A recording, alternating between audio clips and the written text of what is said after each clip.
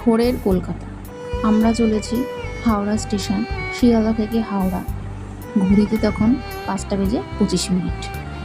এত সুন্দর স্নিগ্ধ ব্রিজে আগে কখনো দেখিনি ব্রিজটা।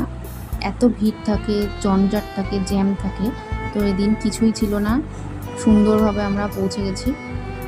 আর দেখাই যাচ্ছে হালকা লোকজন, গাড়ির সংখ্যাও খুব কম। এত শান্ত স্নিগ্ধ লাগছে, কিন্তু তার মধ্যেও রয়েছে কিন্তু ব্যস্ততা। সব কিছুই যেন ছুটে চলেছে।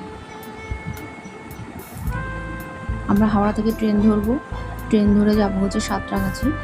সেখান থেকে ট্রেন ধরবো, তারপরে যাবো হচ্ছে ডেস্টিনেশনে। দূরে দেখা যাচ্ছে হাওড়া স্টেশন আর মা গঙ্গা, নিচ থেকে বয়ে চলেছে মা গঙ্গা। একটা পুরনো ঐতিহ্য। যতবারই আসি ব্রিজে এখানটায় ততবারই যেন ভালো লাগে। আগেও এসেছি, বাবার সাথে এসেছি 2-3 বার, আর তার বিয়ের পরে এসেছি, আবার আসলাম। যতবারই আসি ভালো লাগে, মনটা ভালো হয়ে যায়। আর অনেকটাই শান্ত স্নিগ্ধ। তো আবারও পরে যখন আসবো তখন যেন এরকম অল্প ভিড়েই আসতে পারি, যাতে ভালোভাবে সব কিছু উপলব্ধি করতে পারি।